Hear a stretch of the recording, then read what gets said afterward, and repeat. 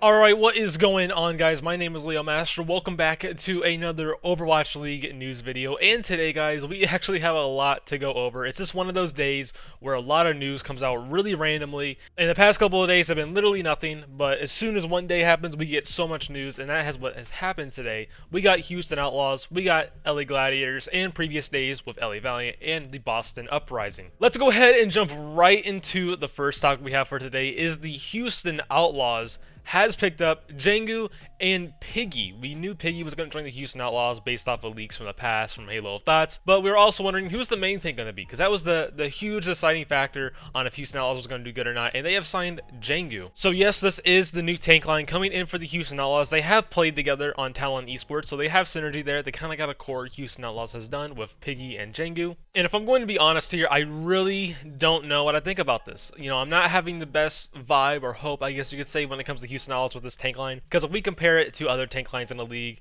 this honestly may not compare with it. You know, if they want to be that top team, I don't think they're going to do it with this tank line. You know, I've seen Jjangu, I've seen public opinion so far. I did watch a few games before actually making this video, is that Jjangu honestly has not really impressed me. You know, he may be good on the Overwatch League with, you know, Junkbug and Harsha and the players surrounding him. That could help him. And the same thing goes with Piggy. You know, he's a solid off-tank, what I've seen in Overwatch Contenders, but I don't know if he's the off-tank that's going to make you win some games. I'm going to be 100% real with you guys there.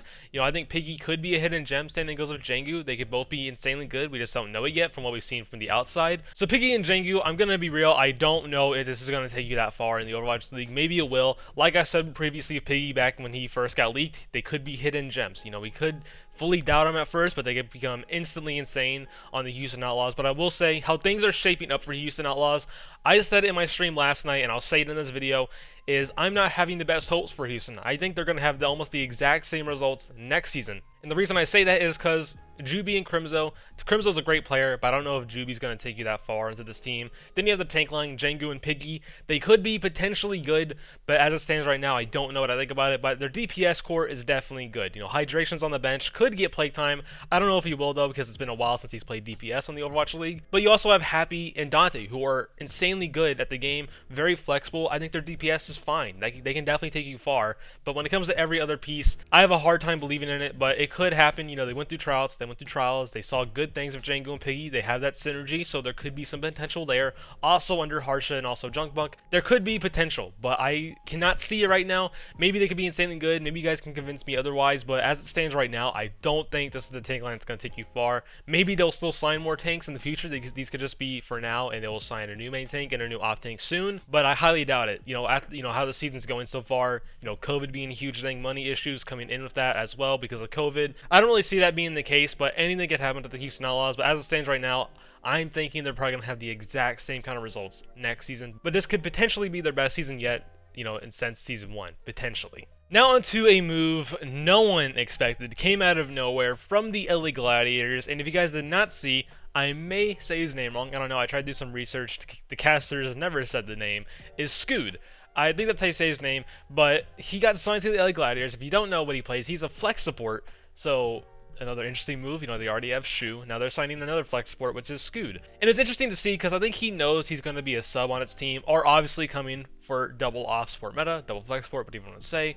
But he definitely knows at this point that he's probably going to get benched for Shu because Shu's crazy of a player. And he's coming into this team, being a sub, probably coming in a rotation as well if Shu's ever sick or Shu doesn't feel that good on some games. And also, like I said already, double flex support meta, some BAP Zen, BAP something, you know, anything on the lines of that. I think he mainly got signed out of this team because of that. And maybe this could be good for him. Maybe he's also a hidden gem, just like the Houston Outlaws, as I said. Maybe he could be potentially better than Shu. I watched some of his games. I don't know what to think about him just yet. We haven't seen him in Overwatch League, so it's hard to say. And I also looked up a lot of people's opinions on him. People are not really 100% on this move. They don't think it's insane, but they don't think it's really bad because he's a solid player from what we've seen in Contenders and from OZ Gaming. So that's really it with him. It's kind of short. I don't really know that much about him. It's just random to see that because Shu's already on the LA Gladiators, and I've done some research. He seems kind of solid, but not insane in the video game, but could potentially be insane, you know, under the Overwatch League team, those players around him, the coaching staff, all of that surrounds Skewed could be really good. And also, I'm sorry if I'm saying his name wrong. I really tried to do research. The casters would never say his name, but that's all I gotta say. Now onto a move that really excites me for the future of this team is Boston Uprising has signed STAND1 to their team as a main tank. A move no one expected at all because he came from the Shanghai Dragons and now he's on the Boston Uprising, which is a team no one expected in the slightest, but I definitely think this is going to be a fun one to watch. I definitely think STAND1 coming to the Boston Uprising makes their play potentially even better next season with Lori on the team, and also keep in mind I'm 37 and Myeonbong still on this team. So things are honestly shaping up for the Boston Uprising from this single signing. You know, they had Fusions, which I definitely think Fusions was something you need to replace even last season. So now that they fully replaced them with STAND1, going to be super excited to see how this one turns out, and we need to see if there's going to be more signings. Obviously, we know they have to sign a new main support at some point, or a new off support if they want to do double off support meta and just roll the dice on that one in the future. But STAND1 to the Boston Uprising going to be a fun one to watch. I can't wait to see what else they sign. I've said it on my stream multiple times last night. You know, they have the coaching staff they have of Lori. It could, you know, potentially have some issues because they don't really change that much of the assistant coaches, but they still have Lori. But in general, I will say this team's not going to look like the worst next season just from this single signing. I really think STAND1's going to be a big game changer for Boston Uprising. He's obviously worked with the Shanghai Dragons, has that experience there, and will bring that to the Boston Uprising a little bit. Maybe help the coach a little bit, coaches I should say, and maybe help the players a little bit now that he was on the Shanghai Dragons and bring that to the Boston Uprising. So I'm excited to see how this one turns out, and I can't wait to see what more signings they have because they're not really signing unknown talent anymore. You know, they have, I guess, the money, I think, from previous seasons, so they could do more. Now, that was it for all of the signings that has happened these past couple of days. Now let's go into the smaller stuff, sorta, is LA Valiant has released KSF from the team, and KSF kind of has left the team in general. I guess you want to say he kind of wanted to leave and go to a different team. So KSF now leaving the LA Valiant. Where does this lead to? You know, LA Valiant didn't really use KSF that much last season, except for Genji meta, and now KSF is looking for another team, most likely. Maybe already has a team, because he made it seem like he already found a team, and already has an offer he's already gone to. And I have two predictions, two teams I think he can definitely go to that would make a huge impact. And the first team I wrote down is the obvious Vancouver Titans. I want this to happen the most. And the reason I say the Vancouver Titans is because the obvious, they do not have a flex DPS, and they have needed one for a minute now. You know, they have Linkser, who's somewhat flexible, but I wouldn't recommend putting him on the Genji or projectile heroes. He plays really good Widowmaker, McCree. They have Dalton, who was forced to play flex, but obviously what we saw last season, it was not the greatest. He's more of an insanely good hit scan player. And they need a flex DPS, and that is KSF. KSF can play hit scan. He can play all the projectiles. He's the player the Vancouver Titans need right now, and I feel like KSF could easily go there and dominate on that team. Also, if the new signings with Fire and Fried, KSF could single-handedly shape this whole team into a top 15-ish team. Definitely not the bottom 5, I would say. You definitely make this team so much more better, but it would all depend on how things go on. Maybe they'll sign a new main tank. KSF would just highly impact the Vancouver Titans, in my opinion. We just need to see where it goes. I do have one other team, and that other team is the Houston Outlaws. And the reason I say Houston Outlaws is because there is some synergy there with Junkmonk, Harsha, and Dante. And also, he's a flex DPS who can play hardcore projectile or hardcore hit scan, whatever you want him to play.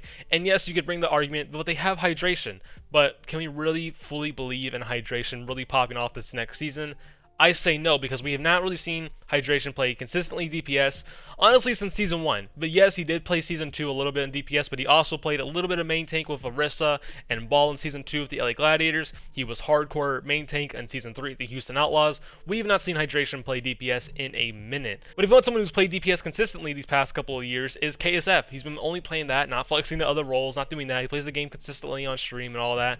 KSF could easily be a good pickup for the Houston Outlaws. Would he get playtime? I don't know, because there is Dante, who's very flexible and can play almost everything. The same thing goes with KSF. They almost have similar hero pools, but KSF can play more hit scans like Kree and Widowmaker a little bit better than Dante can, because Dante can play those heroes, but I would say KSF is probably better on the Widowmaker, and the same thing goes with the Kree. But when you see how things go on, KSF could easily impact both of these teams. I would personally love to see him on the Vancouver Titans the most, because he would get all that play time and just dominate on that team. I feel like, and fully change the Vancouver Titans if he was signed to that team. Now to the next one, it is Chara. He is actually retired from Overwatch Pro Play. It sucks to see him retire, because I definitely think he had potential to actually play for a team this season. You know, not starting, I would say more of a sub, maybe like the Washington Justice, you know, closer now on that roster. I thought there was some potential of Chara actually going to the Overwatch League once again, but now he's retired. He doesn't really like the game as much anymore. Sucks to see it. I definitely think he had potential even more, but you know, these past 2 seasons have not been the best for him, but he could have been even better on a different team. Now into this last one, I don't really have that much to talk about it, but the Shanghai Dragons has released Quatermain as a assistant coach. He could go anywhere else. He could definitely impact some other teams, maybe some smaller teams that coaches need, maybe like the Boston Uprising. He can go there and be an assistant coach for Laurie. I have not that much to talk about. He was only coach for this season. He's always been a player for the London Spitfire in his previous days before that. Don't know that much about Quatermain, but he did good on the Shanghai Dragons, it looks like, for being a coach. Maybe he can bring that to another team, maybe like the Boston Uprising, maybe another team in general, like the Houston Outlaws. There's a lot of potential for that, but I do not know how he coaches behind the scenes. We have not heard many things about Quatermain behind the scenes, so I can't really comment about that right now. But anyways, guys, what are your guys' thoughts on STAND1 the Boston Uprising? Do you like the move? Do you think it's going to be a big game changer like I think it is? What do you think of the Houston Outlaws pickups? Do you think Houston's going to do good with Jjangu and Piggy? And what are your thoughts on Skewed, if that's how you say his name, on the LA Gladiators? Do you think he's going to start over Shu? Do you think he's going to be there for double Oswald? What are your guys' thoughts on that? Anyways, guys, it's going to be it for me. If you guys want to stay more in tune to Overwatch League news and Overwatch League stuff in general, don't forget to subscribe down below. Also, my Discord is down below as well if you guys want to join that and talk about Overwatch League there. And don't forget to follow my Twitter and my Twitch. And don't forget to hit that bell. And don't forget to leave a like, comment, and subscribe down below. And I'll see you guys on the next one.